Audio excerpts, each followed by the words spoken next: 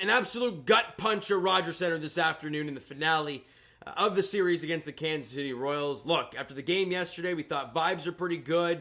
We thought, okay, maybe the Jays, they're going to build off that win yesterday after the great Scherzer start, and they're going to go out there today and they're going to win a series. Well, we're wrong. They lose a series 2 out of 3, and they've lost their last 2 series. They're still struggling to get wins. It's been a painful watch. Let's be honest. It hasn't been fun.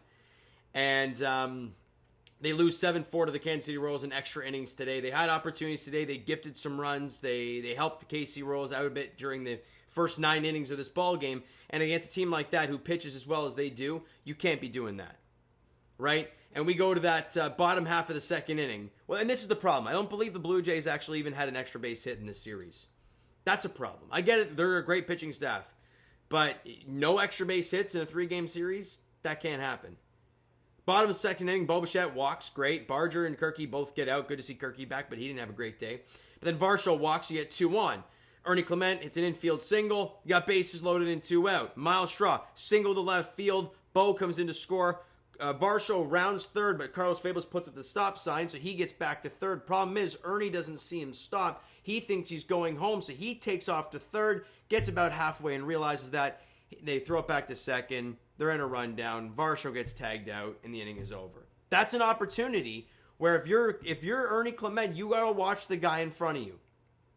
You don't go. You still have the bases loaded. And now it's the top of the lineup. It'll be what? Nathan Lucas coming up? Yeah, it'll be Lucas, which, again, do you really trust him? I don't know. But you want to have that opportunity with the bases loaded and 2 out against a really good pitching staff because you don't know if you're going to get that opportunity again.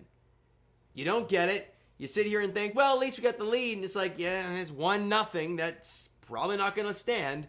And it didn't. Because in the top half of the 4th inning, after Chris Bassett, who we all know is the Cy Young Award winner at Rogers Center, when he pitches at Rogers Center this year, gets Bobby Witt to strike out looking in the top of the 4th, and we're like, boy, he is dialed in.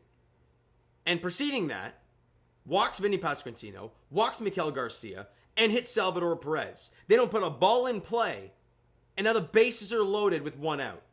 And Yastrzemski, sac fly, inning over. They get sac fly, Pasquantino scores, and that's that. They get the 1 run back. It's tied game 1-1. They don't get a hit and they score a run. That is a painful run. Again, against a not very good offense and their good pitching staff, every run, every mistake is important, and they capitalize on 2 of them in the first 4 frames of this ball game. Bottom of the 5th inning, with Ernie Clement on second base, I believe with 2 out, Joey Perfito singles to center field, scoring Ernie. He slides in safely at second base because the throw came through to home. And great stuff, right? We got the lead back. It's 2-1. Joey's fired up at second. Vladdy, can't drive him in. I didn't like Vlad's day today. Sure had a couple good at-bats, but 0-for-4 with a strikeout and a walk, and continues to take fastballs down the middle early in counts. I don't know what to tell you.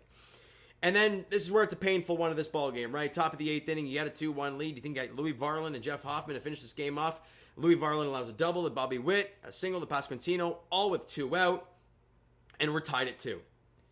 We go to extra innings, and boy, Sir Anthony Dominguez. I mean, we knew coming into having him as a Blue Jay that command might be an issue, and we saw in his first couple outings that he's been really good with that, albeit they were clean outings in the first 9 innings of ball games. And with Randall Grichuk at second base, Kyle Isbell hits one down the first base line, stays fair, obviously. It's a double, and they get the lead 3-2. But it's extra innings. Jays are going to have a ghost runner at second. It's not the end of the world, but it's not where you want it to be, but okay, we're fine. Well, then he hits Jonathan India. Then he walks Bobby Witt Jr., and then he allows a 2-run single to Tyler Tolbert. Who? Exactly.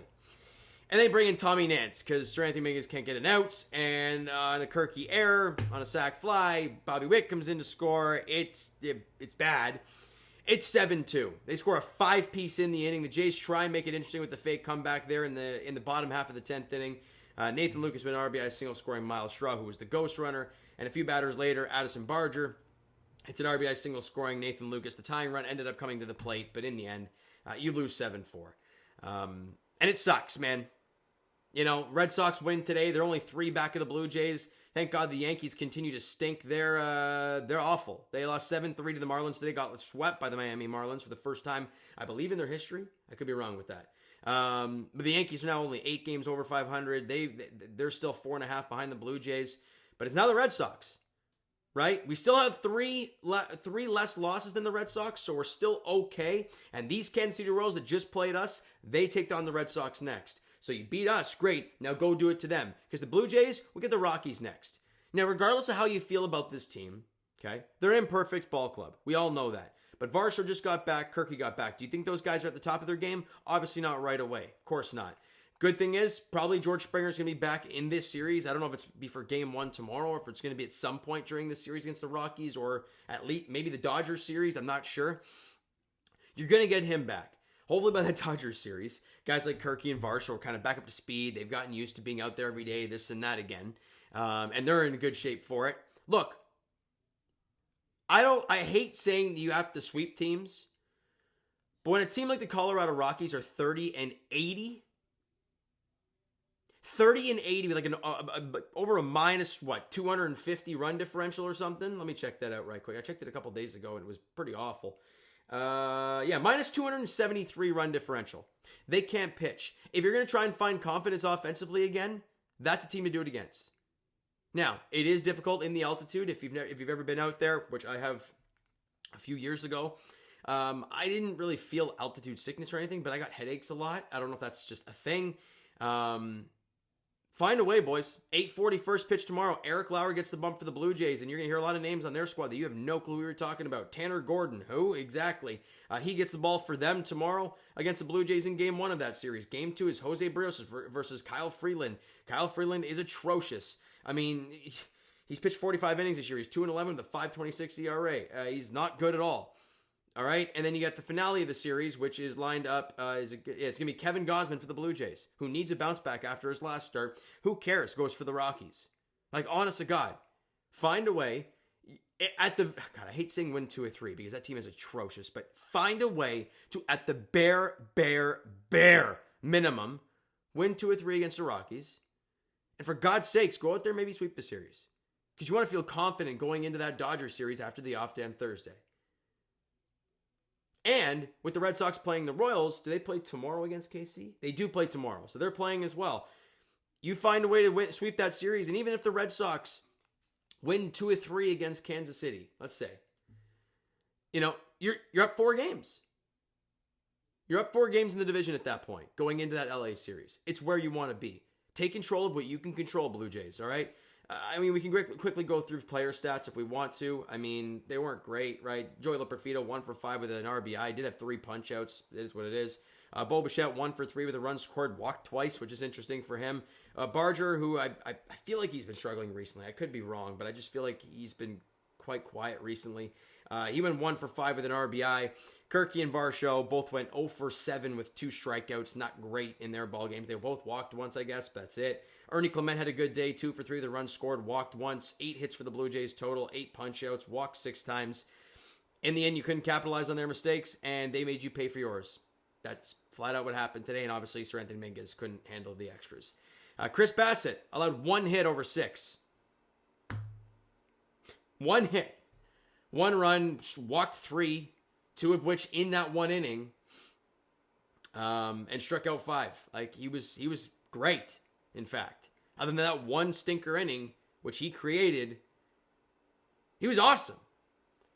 Brendan Little, clean inning of work, punch out. Louis Varland, 1 inning, allowed 2 hits and an earned run. Jeff Hoffman, no save opportunity, put up a 0. Clean inning of work, allowed a hit, but nothing more. And Sir Anthony Dominguez did not get an out, allowed 2 hits, 5 runs, 3 of which were earned, and a walk. And Tommy Nance went a clean inning of work, I guess, getting out of extras. But in the end, it doesn't matter, right? On to tomorrow. You got to shake this. Find a way. It's a long season, but with the Red Sox going crazy right now, let's figure it out. Eric Lauer and who was it again? Tanner Gordon is the pitching matchup there at Coors Field tomorrow night. 8:40 first pitch. The fella's going to get on the plane probably right away and get out there. Look, win a ball game tomorrow, okay? Win a ball game against a team you're supposed to beat. Get the offense rolling. Get some early offense. And Eric Lauer put up some zeros early, all right? So you know what, guys? That's going to do it for this one. If you enjoyed the video and not the game, because Hit the like button. Do appreciate that. Hit the subscribe button. You guys not done so already. Comment down below your thoughts on the video, thoughts on the game. What you like, what you not like from today's game for the Toronto Blue Jays. Twitter, Discord, Instagram, TikTok, all that stuff is down below. So follow up there if you haven't done so already. And I will talk to you guys, of course, Jays Edition tomorrow night. Game 1 of the 3-game set at Coors Field against the Rockies. Eric Lauer, Tanner Gordon's a pitching matchup there. Thank you so much for listening and watching. I hope you enjoyed the video and not the game today. We'll talk to you guys then.